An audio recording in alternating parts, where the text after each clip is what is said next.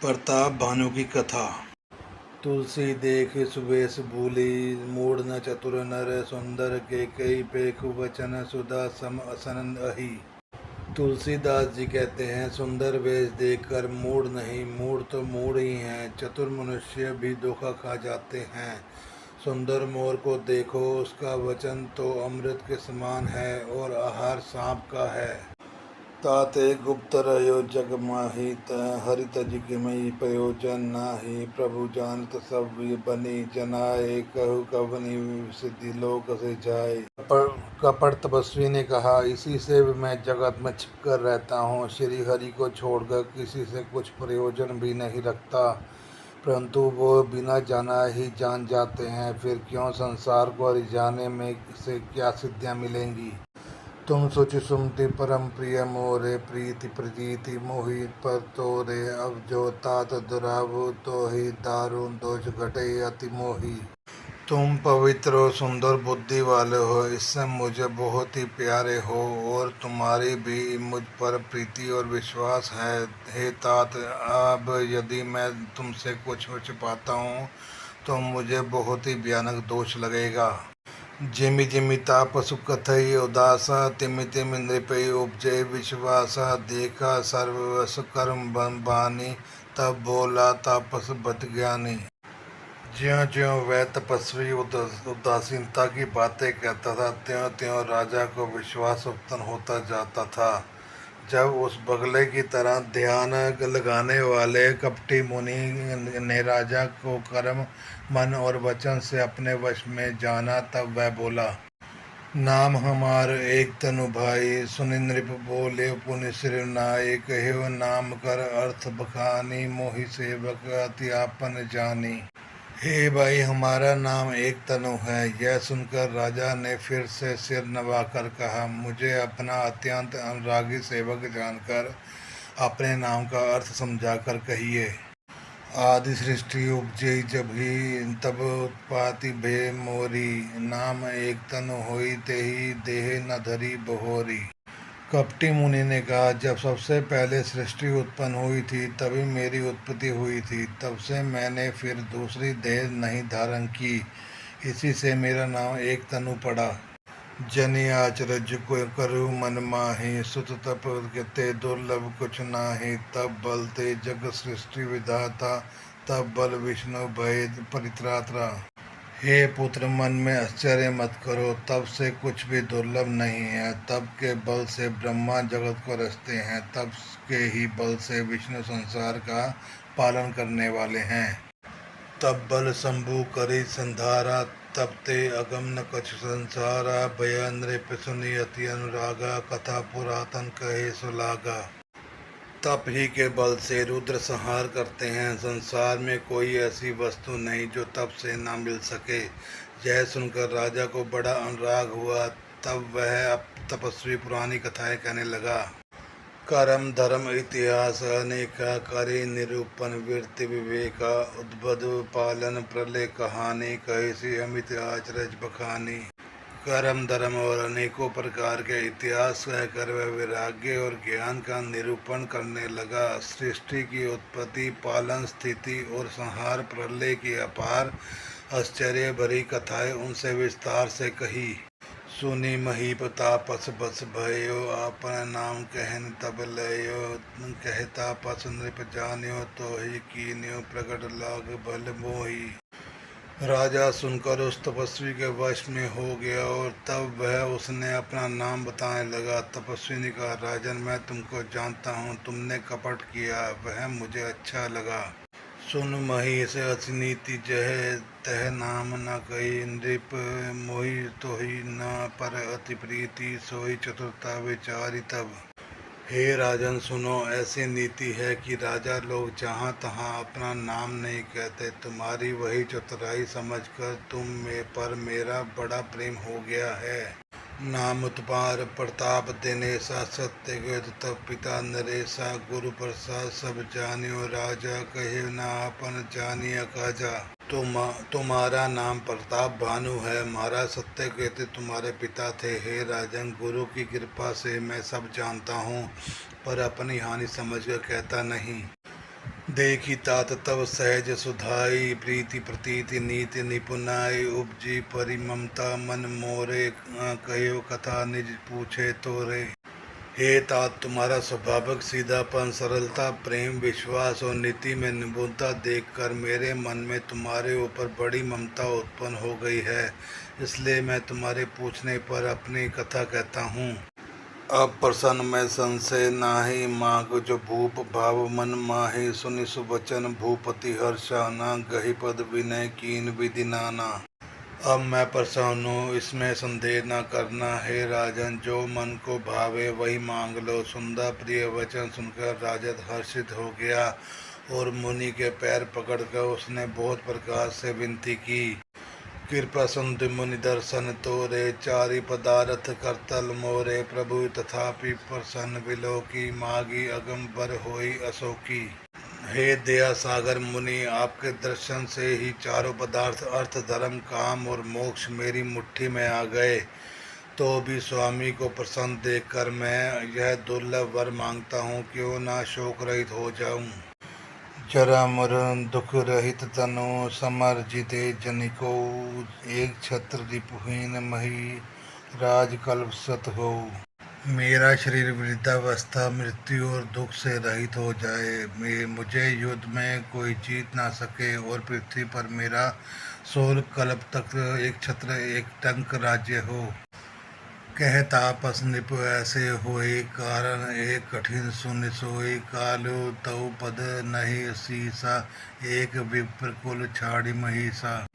तपस्वी ने कहा, हे राजन, ऐसा ही हो, पर एक बात कठिन है, मुझे भी सुन लो। हे पृथ्वी के स्वामी, केवल ब्राह्मण कुल को छोड़कर काल भी तुम्हारे चरण पर सिर नवावेगा। तब बल बिन विप्र सदा बरियारा, तिनके कोप न को रखवारा, जो विप्र बस करे नरेशा, तो तय बस विधि विष्णु महेशा। तप के बल से ब्राह्मण सदा बलवान रहते हैं, उनके क्रोध से रक्षा करने वाला कोई नहीं है। हे नरपति, यदि तुम ब्राह्मण को वश में कर लो तो ब्रह्मा विष्णु महेश भी तुम्हारे अधीन हो जाएंगे। चलना ब्रह्म कुल सन भरी आए, सत्य गयो दो भुजा उठाए, विप्र शाप बिन सुनु महिपाला, तोर नाश नहीं कवने काला। ब्राह्मण कुल से जोर जबरदस्ती नहीं चल सकती, ये दोनों भुजा उठाकर सत्य कहता हूँ। हे राजन सुनो, ब्राह्मण के श्राप के बिना तुम्हारा नाश किसी काल में नहीं होगा। हर्ष्यो राव वचन सुनितासु, नाथ न होई मोर अब नासु, तब प्रसाद प्रभु कृपा निधाना, मोह कहु सर्व काल कल्याणा। राजा उसके वचन सुनकर बड़ा प्रसन्न हुआ और कहने लगा कि हे स्वामी, मेरा नाश अब भी नहीं होगा। हे कृपा निधान प्रभु, आपकी कृपा से मेरा सब समय कल्याण होगा। सुन नृप विविध जतन जग माही, कष्ट साध्य पुण्य होई के नाही, अहेक अति सुगम उपाय, तह परंतु एक कठिनाई। तपस्वी ने कहा, हे राजन सुनो, संसार में उपाय तो बहुत हैं, पर वे कष्ट साध्य हैं, बड़ी कठिनता से बनने में आते हैं, और इस पर भी सिद्ध हो या ना हो, इसकी सफलता निश्चित नहीं है। हाँ, एक उपाय बहुत सहज है, परंतु उसमें भी एक कठिनता है। मम आदीन जुक्त नृप सोई, जो मोर जाब तब नगर न होई, आजो लगे और जब मैं भयो, काजू के गृह ग्राम न गयो। हे राजन, वह युक्ति तो मेरे साथ है, पर मेरा जाना तुम्हारे नगर में हो नहीं सकता। जब से पैदा हुआ हूँ तब से आज तक मैं किसी के घर अथवा गाँव नहीं गया। जो न जाऊं तब होया काजो, बना आई असमझ आजो, सुनि महेश बोले मृदुवानी, नाथ निगम अति नीति बखानी। परंतु यदि नहीं जाता तो तुम्हारा काम बिगड़ता है। आज यह सब बड़ा असमंजस आ पड़ा है। यह सुनकर राजा कोमल वाणी से बोला, हे नाथ, वेदों में ऐसी नीति कही गई है कि बड़े स्नेह लघु पर करहे, गिर निज सिरनी, सदा तृण धरहि, जल्दी अगाध मूलि बह फेनु, संतत धरनी धरत सिर रेनु। बड़े लोग छोटों पर स्नेह करते ही हैं। पर्वत अपने सिरों पर सदा तृण घास को धारण किए रहता है। अगाध समुद्र अपने मस्तक पर फैन को धारण करता है और धरती अपने सिर पर सदा धूलि को धारण किए रहती है। अस कई गहे नरेश पद स्वामी होय कृपाल, मोहि लगी दुख सहियो प्रभु सज्जन दीन दयाल। ऐसा कहकर राजा ने मुनि के चरण पकड़ लिया और कहा, हे स्वामी कृपा कीजिए, आप संत हैं, दीन दयालु हैं, अतः हे प्रभु मेरे लिए इतना कष्ट अवश्य सहिए। जाने नृपयापना दीना, बोल तापस कपट प्रवीणा, सत्य गयो भूपति सुन तो ही, जग नाहि दुर्लभ कुछ मोही। राजा को अपने अधीन जानकर कपट ने प्रवीण तपस्वी बोला, हे राजन सुनो, मैं तुमसे सत्य कहता हूँ, जगत में मुझे कुछ भी दुर्लभ नहीं है। अब सी काज में करियो तोरा, मन तन वचन भगत ते मोरा, जोग जुक्ति तप मंत्र प्रभाव, फले तभी जब करियो दुराव। मैं तुम्हारा काम अवश्य करूँगा, क्योंकि तुम मन वाणी और शरीर तीनों से मेरे भक्त हो। पर योग युक्ति तप और मंत्रों का प्रभाव तभी फलीभूत होता है जब वह छिपकर किया जाए। जो नरेश में करो रसोई, तुम परसो मोहि जान न कोई, अन्न सो जोई जोई भोजन करही, सोई सोई तब आयु अनहरी। हे नरपति, मैं यदि रसोई बनाऊं तो तुम उसे परोसो, और मुझे कोई जानने न पावे, तो उस अन्न को जो जो खाएगा सो सो तुम्हारा आज्ञाकारी बन जाएगा। पुनित इनके ग्रह जे वही जोई, तब बस होई भूप सुन सोई, जाय उपाय रचो नृप एहु, संबत भूरि संकल्प करेहु।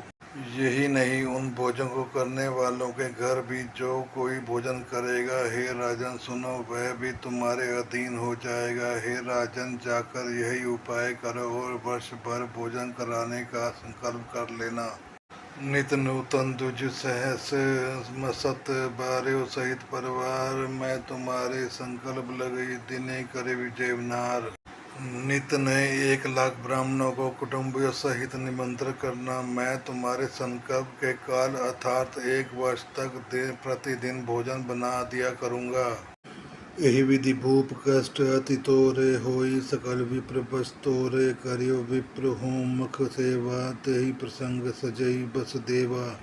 हे राजन, इस प्रकार बहुत ही थोड़े परिश्रम से सब ब्राह्मण तुम्हारे वश में हो जाएंगे। ब्राह्मण हवन यज्ञ और सेवा पूजा करेंगे तो उस प्रसंग संबंध से देवता भी सहज ही वश में आ जाएंगे। और एक तो ही कहो लखाओ, मैं यही वेश बनकाओ, काहो तुमरे उपरोहित कहो राया, हरियाणव में करी निज माया। मैं एक और पहचान तुमको बता देता हूँ कि मैं इस रूप में कभी ना आऊँगा। हे राजन, मैं अपनी माया से तुम्हारे पुरोहित को ढर लूँगा। तब तप बलते ही करी आपन समाना, रहे यहाँ वर्ष परवाना, मैं धरिता सुवेश सुन राजा, सब विधि तोर सवारन काजा। तब के बल से उसे अपने समान बनाकर 1 वर्ष यहाँ रखूँगा। और हे राजन सुनो, मैं उसका रूप बनाकर सब प्रकार से तुम्हारा काम सिद्ध करूँगा। गे निसी बहुत शयनब कीजे, मोहि तोहि भूप बेट दिन तीजे, मैं तब बल तोहि तुरंग समेता, पहुँचे सोवती निकेता। हे राजन, रात बहुत बीत गई है, अब सो जाओ। आज मुझसे तीसरे दिन मुझसे तुम्हारी भेंट होगी। तब के बल से मैं घोड़े सहित तुमको सोते ही तुम्हारे घर पहुंचा दूंगा।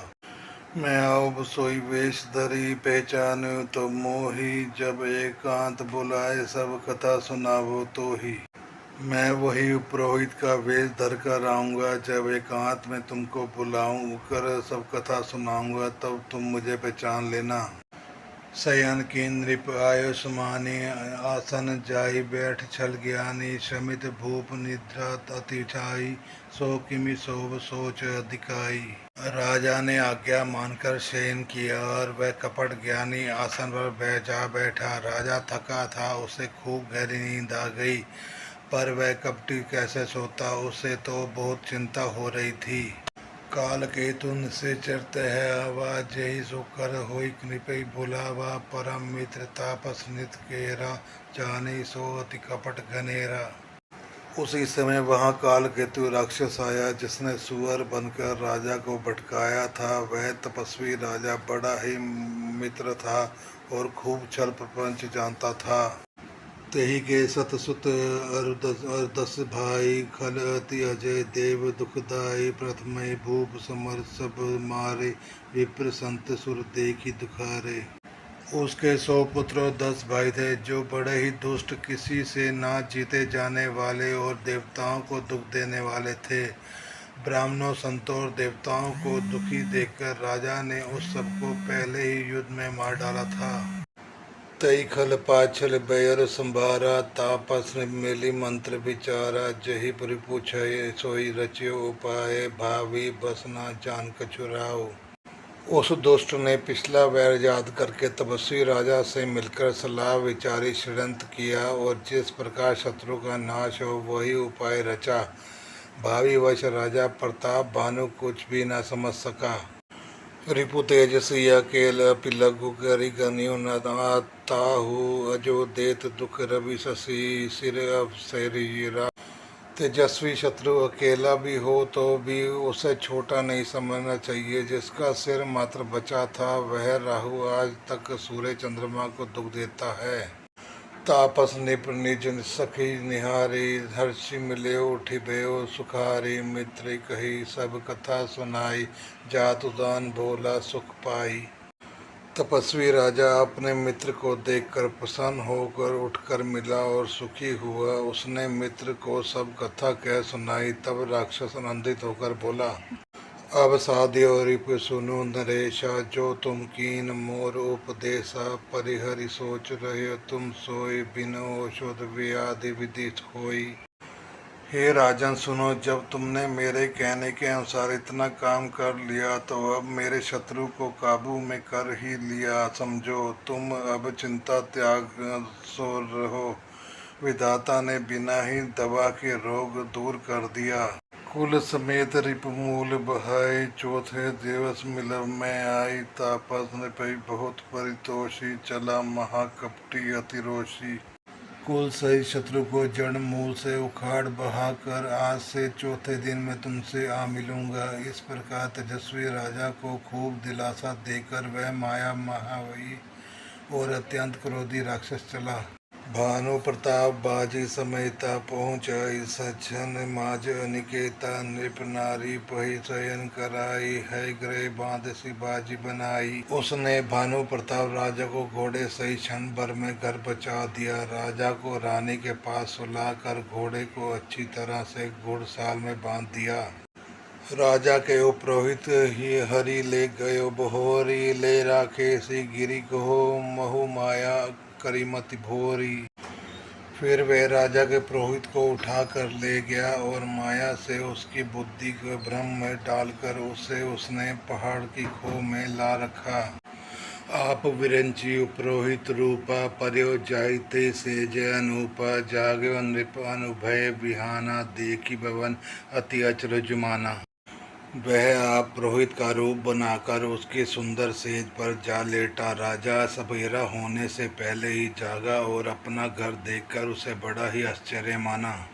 मुनि महिमा मन महु अनुमानी उठे गावी जही जान न रानी। कानन गयो बाज चढ़ते ही पुर नर नारी न जानियो के ही।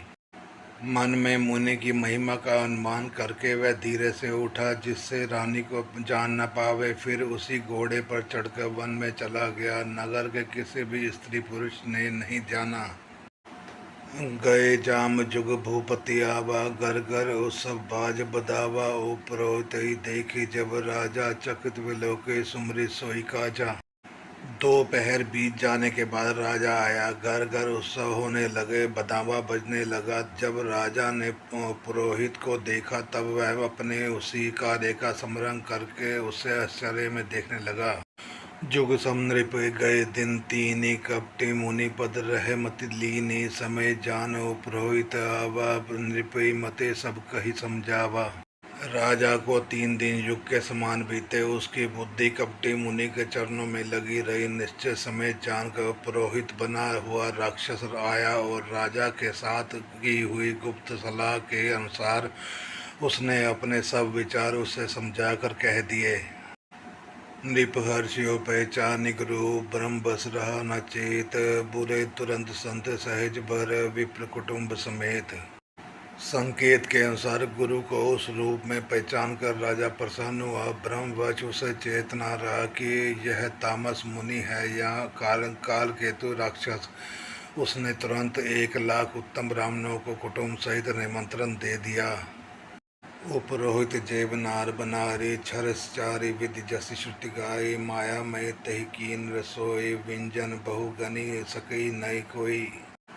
उपरोहित से 6 रस और 4 प्रकार के भोजन वैसा कि वेदों में वर्णन है बनाए। उसमें मायामयी रसोई तैयार की और इतने व्यंजन बनाए जिसे कोई गिन नहीं सकता।